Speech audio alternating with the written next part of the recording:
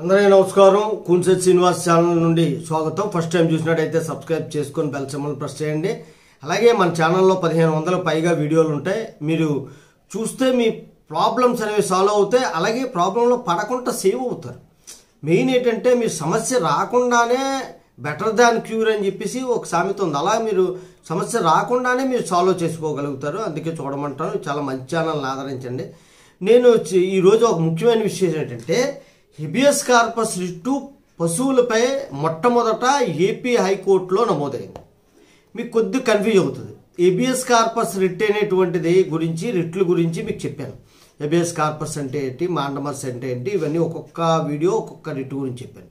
Habeas corpus writ అంటే ఏంటి అంటే, ఎవరైనా కనిపించకుండా పోతే హెబియస్ కార్పస్ రిట్టుగాని ఫైల్ చేస్తే వెంటనే విచారణ చేసి మా ముందు ఆ వ్యక్తిని ప్రవేశపెట్టాలని పోలీసులకు ఒక ఆదేశాన్ని జారీ చేస్తుంది హైకోర్టులో.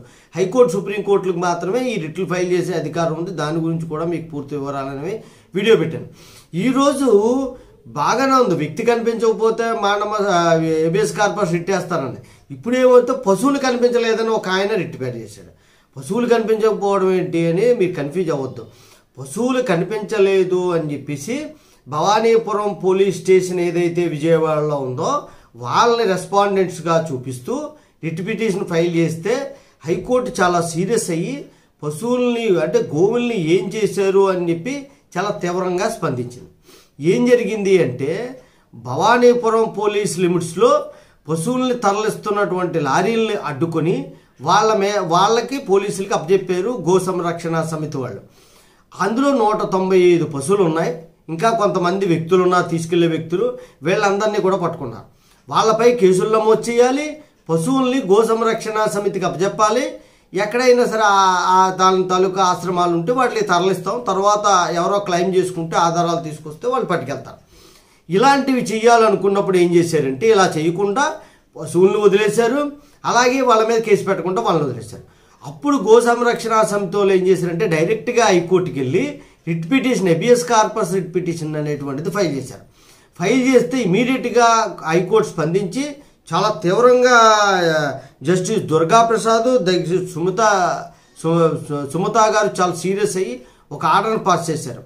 పశువులు ఎక్కడున్నాయి, ఎలాగున్నాయి, వాటి ఆరోగ్య పరిస్థితి ఏంటన్నది పూర్తి వివరాలతో మాకొక రిటర్న్గా వివరాలతో ప్రమాణపత్రం మాకు సమర్పించాలని చెప్పేసి వాళ్ళు పోలీసులకి, భవానీపురం పోలీసులకి ఆదేశాలు అనేవి పంపించారు.